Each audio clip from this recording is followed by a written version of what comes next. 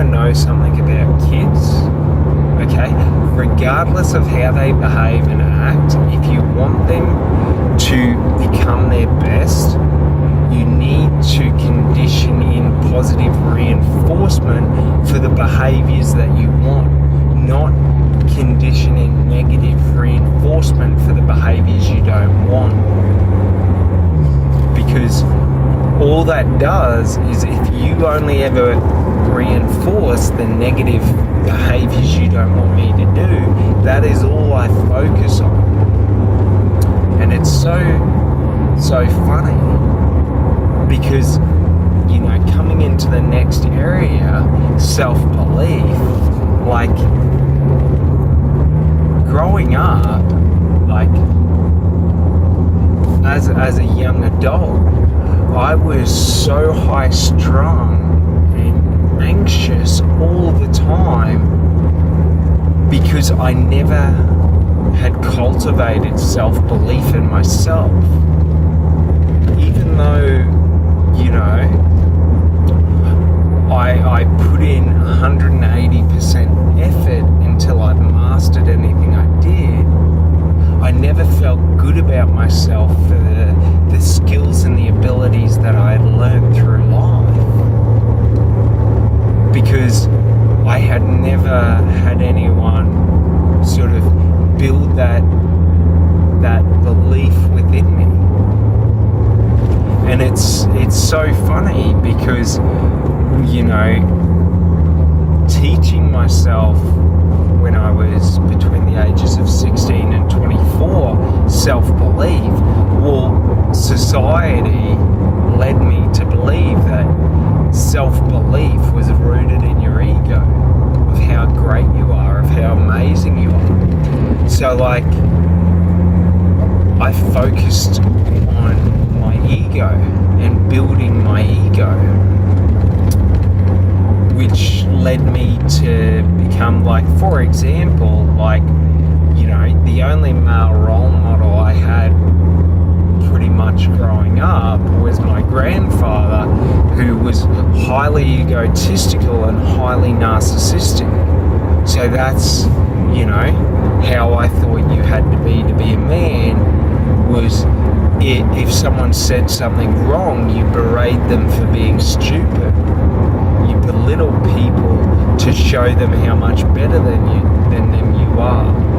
And all of this, like, so I had this, as sort of like, as David Goggins says, a cracked foundation, to the point where I believed that to build self-confidence, I had to root my self-confidence in my ego and in narcissistic tendencies, which led me to become a highly toxic and negative person that was so insecure that, you know, to show, like, for you to point out my insecurities, I would become highly aggressive and threaten violence, because that was the learned, you know, the learned way of dealing with things.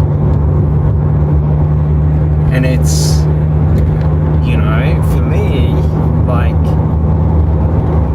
I'm grateful that I had to learn the hard way, and I had to learn the wrong way before I could realize the right way to do it. Like, so many people, you know, in their childhoods and growing up, are given this amazing foundation where, you know, their parents build them up to understanding the right ways.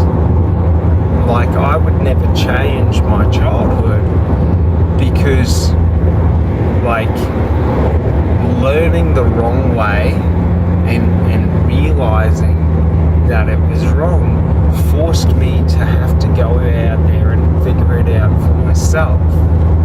So, like, I learned how to, you know, work through it and do it on myself. So it gave me so many skills and abilities and ways of analysing and observing myself and seeing myself, which really set me up for the just meant I went through a lot of self-suffering in the earlier years. So like, for example, you know, whenever I would try and do something, or I would, you know, tell people my ideas, like, people always told me I was stupid throughout my whole life, because how I think is different to how other people think. How I approach and problem solve is different to how other people approach and problem solve. So like, I'm always going against the grain. And, you know, like, being attacked so much for who I was forced me to really, you know, be able to stand my ground and hold my ground. But it also taught me that nothing could beat me down. Like, nothing could sort of break me in life, because I was given throughout life all the opportunities to quit. But unfortunately, you know, when God made me, He made me without the understanding of pain or quitting. Like, I don't understand how to give up. There is only ever forward to me. Like, I'll tell you a funny story of when I tried to impress a girl when I was in university in my early 20s. We went out on a date, sort of wakeboarding at a cable park. And now I had never wakeboarded before, but I had, you know, skated and things like that. And the guys at the cable park told me, like, hey, it's like a skateboard, so stand on it like you stand on a skateboard. But the thing is I used to ride on one of the trick skateboards, so how I used to skate around to stop myself from rocks hitting me and stuff is I would always have all my weight on the front foot, and I'd have my back foot ready to pop up the front whenever needed. So if you can imagine trying to, on a cable, get the takeoff for the wakeboard, I was going front foot heavy. All my weight was on the front foot. So every time I went to take off, within seconds, I would face plant into the ground. Well, not the ground, but the water. And the thing is I don't feel embarrassment. So like, for me, you know, I didn't feel like, oh, I suck at this, I'm so terrible and all of this. No, I just didn't understand it, so it didn't make sense to me. So literally, it took me 18 attempts of falling flat on my face before one of the guys pulled me aside and explained you have to put your weight on your back foot. And the funny thing was, as soon as he did that and told me how to do it, the next run I had it. That's the funny thing. Like, you know, I'm trying to impress this girl who was, you know, very sporty, so, you know, she was kicking ass on there and doing well, and I'm there like a noob, just eating shit and face plant. But like, I didn't feel ashamed of myself. I just, like, I realized I suck at this. You know what I mean?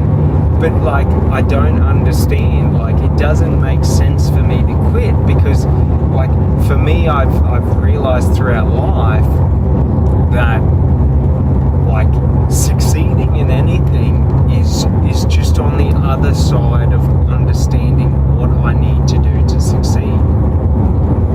So it's like, that's a funny thing, is that like, I've always failed at everything I've done, but the reason I become so good at anything is because I can just fail more times in a shorter period of time. Like, you know, I can just keep going up there again and again and again and falling square on my face.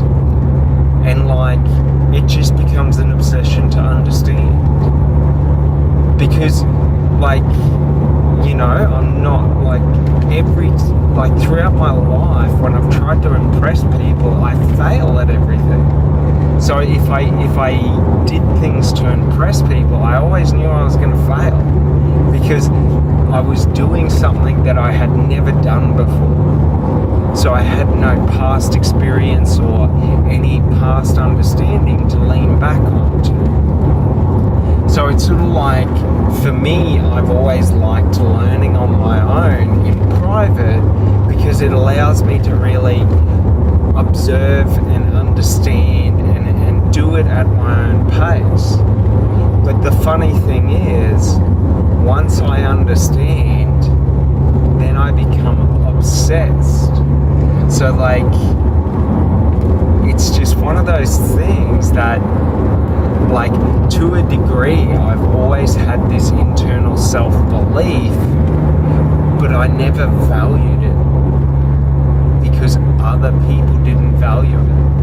Other people laughed at me, like eating shit and going face down, trying to take off on a wakeboard 18 times in a row. Like, people were looking at me like I should be ashamed of myself. Like, they were embarrassed for me.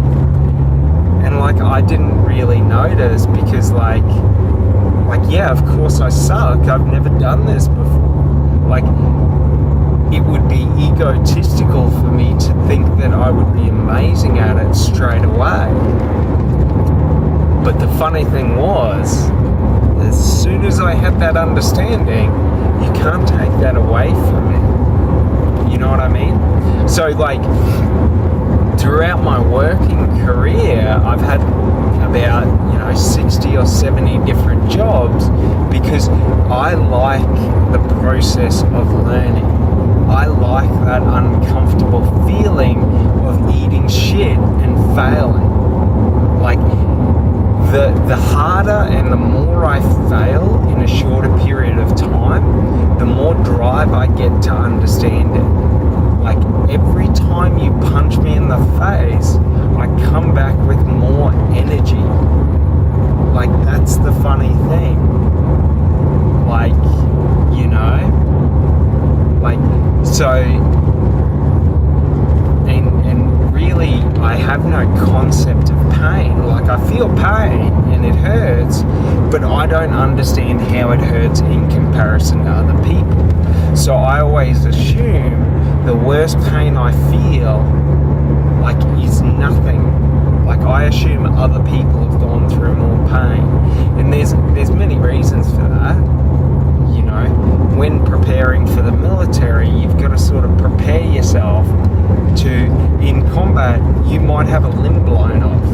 You will more than likely be shot. Like, you're going to be in extreme pain. So, like, for example, if I'm, battered and bruised, well, it's not really that bad. Like, people get the absolute shit beaten out of them, with bats in life. Like, what I'm feeling isn't anything in comparison to that. Like, people have cut off their arms, their hands, they have their arms ripped off, they have their limbs ripped off. Like, the insignificant pain that I'm feeling in the moment isn't really that bad. Like, I'm always comparing, pretty much I compare anything that I do to death. Like, death is essentially the ultimate failure because there's no coming back from death in the context of once I die, I die. So it's sort of like, that's always been what I compare everything to. So like, for example, if I feel embarrassed about how much I suck at something, yeah, but I'm not dead, I'm still alive. So like, regardless of what happens, like, nothing has gone wrong.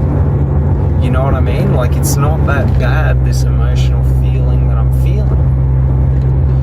But because I was always seeking other people's validation, unless other people told me how good I was, I didn't believe it. And I wouldn't believe it if one person told me I was good at something. It had to be multiple people telling me, and what they said about me had to sort of be similar until I would believe it as being true. And, which is, it's not the worst thing in the world, but it's sort of like, it's so self-limiting, because unless I had people telling me that I was good at something, I never felt good at it. So unless my boss, would be telling me how amazing of a worker I was, like, I always felt like I was doing a shit job, which wasn't good for my psyche, because it left me highly strung and highly anxious, because I was always scared that they were going to fire me. So I would work twice as hard as everyone around me to so that I could feel comfortable, because I knew that, I'd made up these rules that if I can do 2 to 3 times the amount of work as the next person, like, the likelihood that I am the least valuable person on the team is so low. So it's sort of like, but what that required was an inhuman amount of effort. So like all these negative sort of things in my life gave me so many positive benefits that I am so grateful for it. Like, I'm grateful that I had to struggle, for the first 30 years of my life, being codependent and validating myself through everyone else and having no internal self-belief, because it forced me to create these mottos. Like, for example, my motto is, don't give 100%, give 180%. So literally, however fast someone else does it, like, you've got to push yourself to do twice as much work as them in the same period of time. So when I was, like, for example, a bricklayer, all the tradies I worked for loved me, because when I was moving bricks, like, I would be physically running with 20 bricks in each hand at 16. You know what I mean? Because, like, I believed everything they said to me. When they said to me that you have to be able to run with 20 bricks in each hand, like, I thought that was just the standard. So, like, that was just how much I, like what I had to do. Like, you know what I mean? And being that I have, like a high ADHD, like, I have the energy reserves to be able to run for 8 hours straight. Like, I don't get exhausted or tired. Like, I constantly push myself to where, on average, I hike 20 kilometers a day. You know what I mean? Like, I'll walk 20 kilometers every day.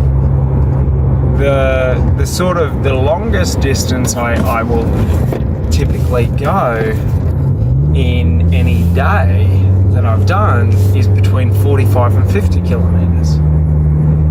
Do you sort of know what I mean? Like, but that was only because my knee started to seize the muscles and the tendons, that I sort of decided that, I'm going to call it a day. But if required, I could quite easily walk 100 kilometers. Like, don't get me wrong.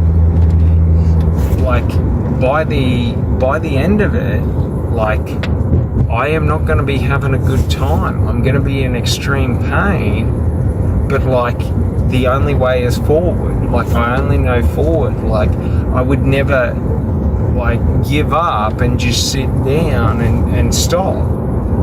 Like, if I have to walk 100 kilometers to get home, like, that's what I'm gonna do. Like, that's my only option. Like, so, you know, it's sort of so funny in that context, because I don't really, like, the way I look at it is I'm sort of stupid in a sense that, like, giving up just doesn't really make sense to me. Like, I don't understand, because, like, logically, if I keep walking, even if my feet are bloody and every step is agonizing, like, I will get there in the end. Like nothing is going to stop me from getting there. Does it make sense? So, like, yeah, like, that's just the thing. I just, like, the other thoughts don't come in. It's just forward. And that's one of the things I've realized as I've been able to sort of work on building, you know, self-belief within myself, is that, like, all these things that I used